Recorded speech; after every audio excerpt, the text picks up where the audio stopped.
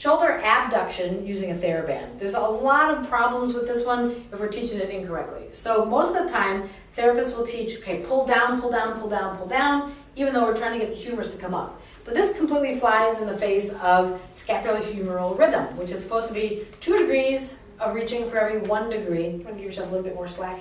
There you go. So that the humerus is coming up as the scapula is coming up. So one of the things that I want you guys to really appreciate, is if she were to lie down on her side with a pillow, imagine she's lying on her side right now and you are doing the bird's eye view down.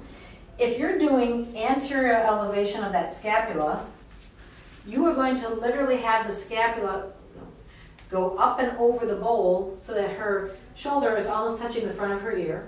And if you're doing posterior elevation, you're going to have her do the same thing. You're purposely shortening this while you're getting the scapula to move. So it's perfectly okay for that scapula to move as long as it's not the only thing moving, trying to go up into abduction. We also then need to look at, okay, from a dancing perspective, I'm clearly not a dancer, but if you have the long arm reaching with the long neck position, that is the opposite of what we're teaching somebody when we're lifting up. Because what you want to be thinking of when we're doing this exercise is we don't want to just have the humerus come up while the scapula stays down, because then at some point physiologically this humerus can't go up any higher because it's literally getting blocked by the acromion. So we want the scapula to also come up with us while the humerus is going upwards.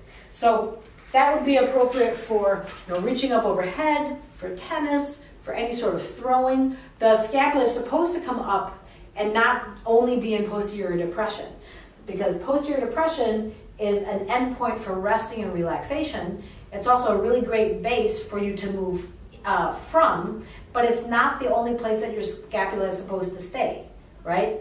So think about it from that perspective of we're trying to get the scapula to move. So it's okay for the upper trapezius to work. It's okay for the pecs to work.